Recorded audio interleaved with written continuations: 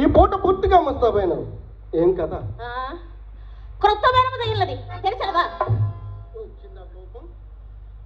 ఎంత ముగ్గు పట్టిన ముత్తి నువ్వు. అవునవును, ఎవరి మాటలు వారికి ఇంపుగానే ఉండదు.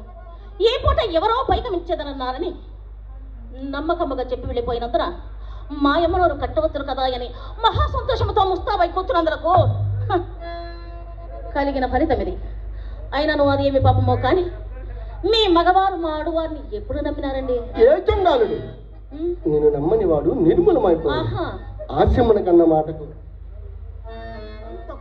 హాస్యమునకు హద్దులు ఉండవలను. ఓడలు మొండు హాస్యమా కోనింపు పొరపాటు కానీ కానీ జబర్దస్త్ అప్పారావు ఎందుకు వచ్చాడు?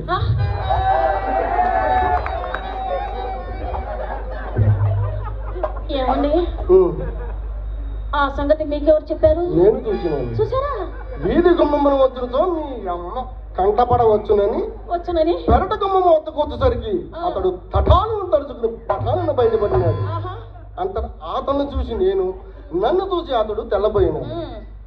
అతనికి అనుమానం కలుగుకున్నటకై కొంత దూరం కొడుకు నడుచుతూ వెళ్ళినాడు.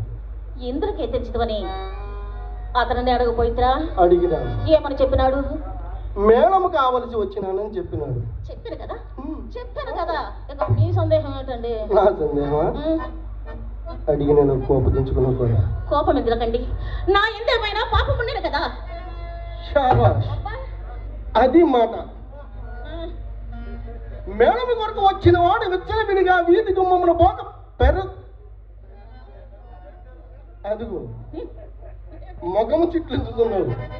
వచ్చిందా కోపం? కోపం రాదు మరి. అట్లయినా ఆ సంగతి కూడా అతన్ని అడగపోయిరా? ఇంతలో ఒక బాల్యమిత్రుడు బహుకాల సమావేశం వలన అడుగుడికి అవకాశం ఏర్పడలేదు. అట్లయినా నేనే చెప్పేదను ఆలకిప్పుడు. మేడముల గురించి మాట్లాడటకై మా అమ్మ అతనిని మేడ మీదకు వెంట పెట్టుకుని వచ్చినది.